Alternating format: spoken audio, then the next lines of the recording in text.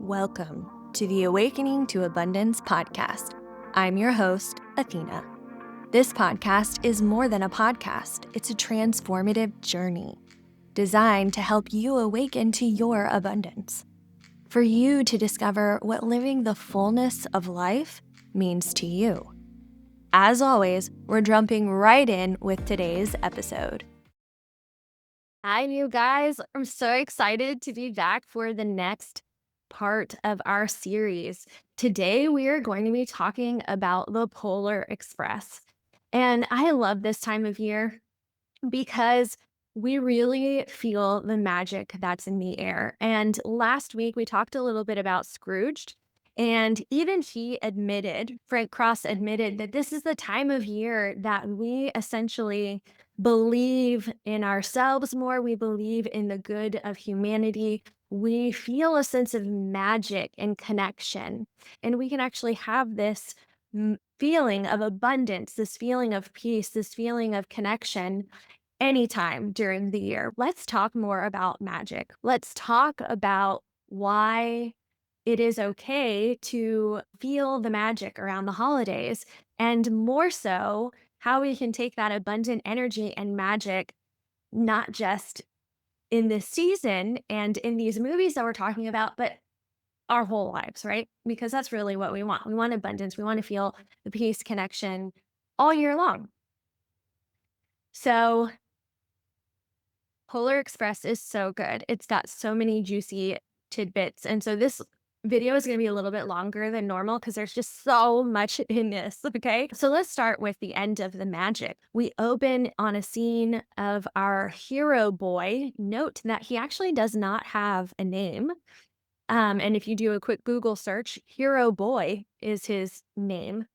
And we see that he's having a hard time this year, right? This holiday season, he's not sure he actually believes in Santa anymore. He's not sure he believes in the magic. And it's so interesting because when we come into this world, when we're younger, when we're born, and we don't have any of the conditioning and we don't know how society works or anything like that, we are filled with that joy and that wonder of being a kid, right? That childlike wonder. And along our way, between the conditioning that we receive from our parents, from our friends, from society, and our logic and reasoning starting to kick in, our brain is starting to develop and starting to really take over, right? Our mind becomes a bit of a monkey mind as we get older if we don't learn to come into the present moment and really choose our thoughts. It takes over our intuition. It can take over the connection that we have to all that is. It takes over that innate sense, that gut sense that we get when we want to do something or go a certain way or know something, and then our conditioning says, oh, but no, you can't do that. Or no, society says you're not allowed to do that. And so this story, The Polar Express, is this kid's chance to choose the magic. He's in between that time where that childlike wonder is starting to be questioned by his logic. So that's where he is. He's in the middle, and we get to see his story unfold. I also want to talk about the other kids in the movie because each child actually represents a state of believing. Okay. So now we've got the hero boy, and he is in between his magic and intuition and his abundance and his logic, right? And then we have the hero girl. She is also not named, who is very positive, who is very much in the magic and in the intuition, who is always like, of course it's going to work out. Of course, this is everything that I dreamed it would be. And then we have Billy, who is actually named. And if you also Google this, it's like Billy slash lonely boy or something. And this is the state of belief where he feels like nothing is ever working out for him. And he literally says that it never works out for me. Christmas just doesn't work out for me. And we see all three children go through the same experience, but with different levels of abundance and state of being in the magic. Some good quick examples to really illustrate this even more is actual scenes where when they first come up upon the North Pole, hero girl is like, "It's everything I dreamed it would be." And then our hero boy is like, "Oh, wow, it's real." And then Billy is like, "Is this really true? Like, is this all just a dream?" And then our hero boy, in response to that, actually says, "No." So you can see that our hero boy is actually starting to believe more and dip into that real magical abundance space as the story progresses, right? And so obviously the Polar Express is doing its job. And then at the end of the movie, we see that Billy is still really apprehensive that Christmas is going to work out for him.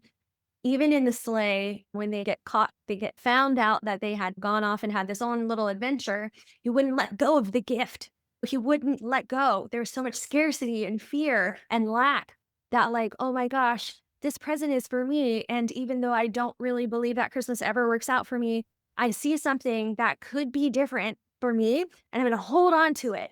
And the elves are like, you've got to let it go and you've got to trust the fact that this will be delivered to you and that you will have Christmas, that it will work out for you, that abundance is for you and is waiting for you. You just have to surrender and you just have to trust. And he does, right? And so the end scene where everyone's kind of being dropped off back at their homes, Billy runs in to just double check to make sure that Santa's been there. And thank God Santa has. So he comes and shakes his present for them to see. And our hero girl says something like, look, Santa's made it to Billy's house already. Isn't that amazing? She never wavers in her belief, right? Isn't it amazing? Everything is so amazing. And then our hero boy is like, "Ah, it is amazing." Again, you can see him moving into the abundant space, right? You can see him moving back into the magic.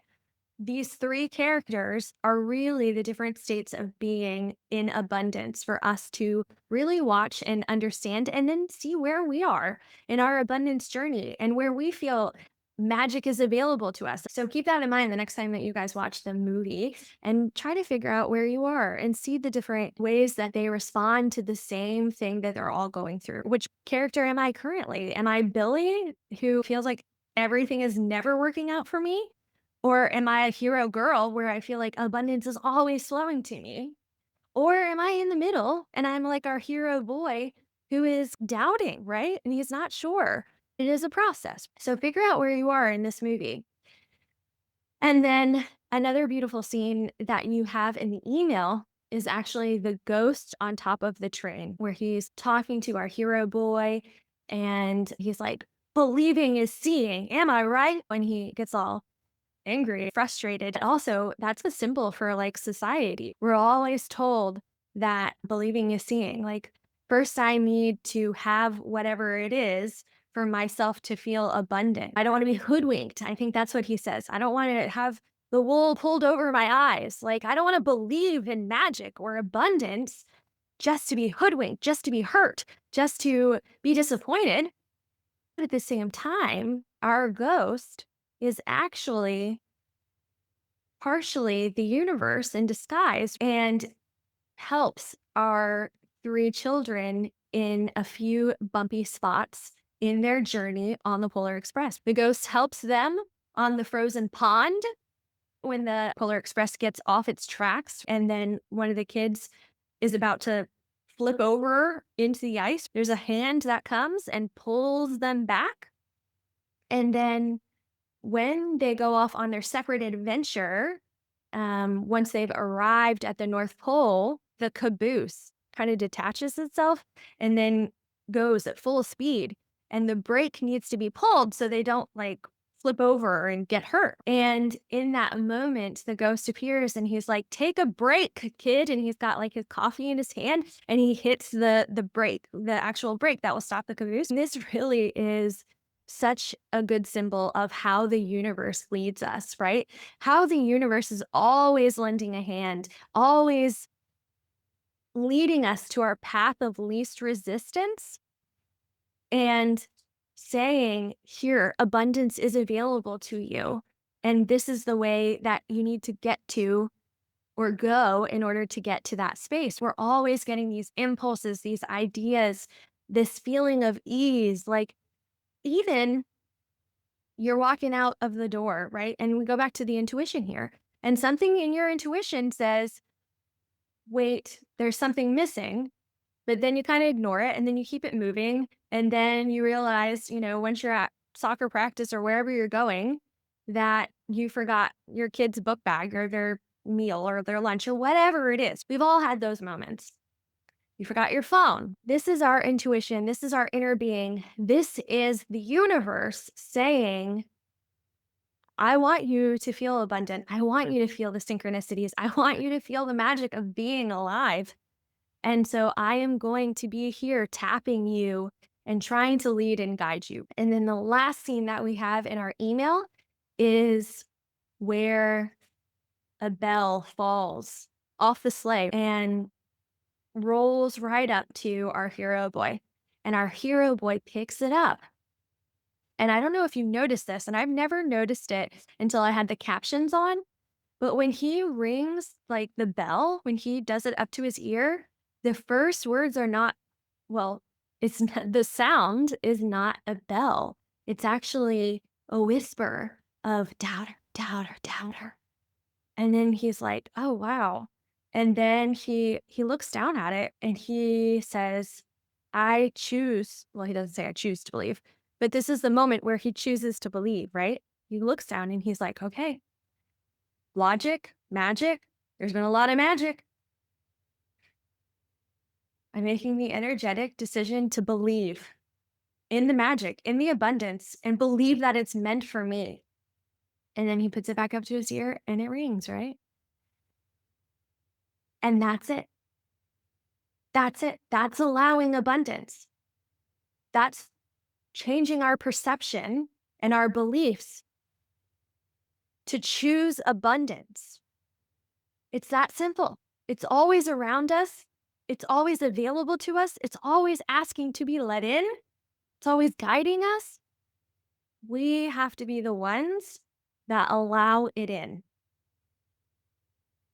And so this holiday season, I hope that you allow the magic of the season to really open your heart to the abundance that is truly available to you, is all around you, and is inside of you.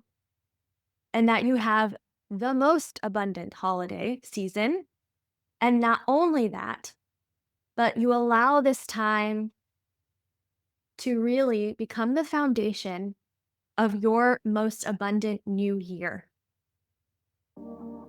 Thank you for listening to this podcast episode and being part of this community. I want to hear from you. Did something resonate with you in this episode? Are you experiencing awakenings or synchronicities in your life? Email me at podcast@abundancewithathena.com or DM me on Instagram at abundancewithathena and share with me your stories. And until next time, keep awakening to the abundance that's always within you.